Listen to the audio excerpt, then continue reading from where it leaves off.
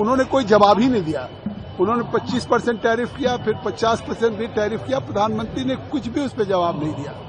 आज वो खुद अमेरिका में उनके अर्थशास्त्री हों, वहां की न्यायपालिका हो, और वहां वो अलग थलग पड़ गए। आज यू टर्न ले लिया। आपने देखा, जिन्होंने कहा कि इंडिया की इकोनॉमी आगे डेड हो जाएगी, आज वो कह रहे हैं कि हमारे डिफरेंसेज हो सकते हैं, लेकिन Modi is my good friend.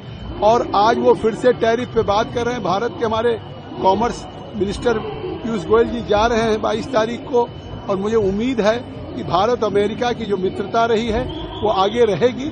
लेकिन हम अपने उस इकोनॉमिक ऑर्डर को किस तरीके से, आपने देखा है कि पूरे भारत को जागृत करने का काम किया है।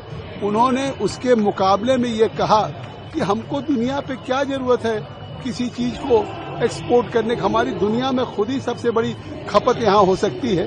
पूरी दुनिया में लोग हमसे ले रहे हैं।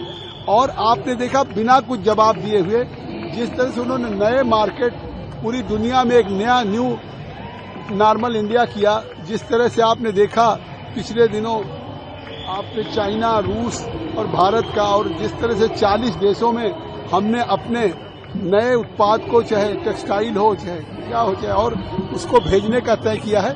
इससे साफ है कि हम मोदी जी के नेतृत्व में इस तरह की चुनौतियों के से हम उससे आगे निकल करके भारत को शिखर पे ले जाएंगे। बार बार राहुल गांधी जी वोट चोर का आरोप लगा रहे हैं, उस पर क्या कहना सर? मुझे कह रहे हैं वो तो हाइड्रोजन बम फोड़ना चाहते थे और एक फुलझड़ी भी नहीं छूटी।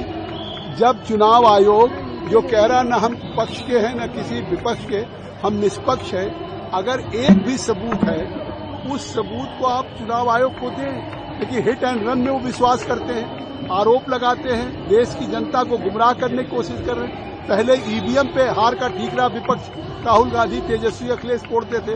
अब बिहार के इस बार ईवीएम के बजाय चुनाव के वोटर लिस्ट पे कर रहे हैं। चुनाव आयोग डोर टू डोर वेरीफाई कर रही है कि वोटर वही रह सकते हैं जो भारत के नागरिक हैं, बिहार के, न कि बांग्लादेशी हो, रोहिंग्या हो, नेपाली या विदेशी हो, वो भारत के वोटर नहीं हो सकते।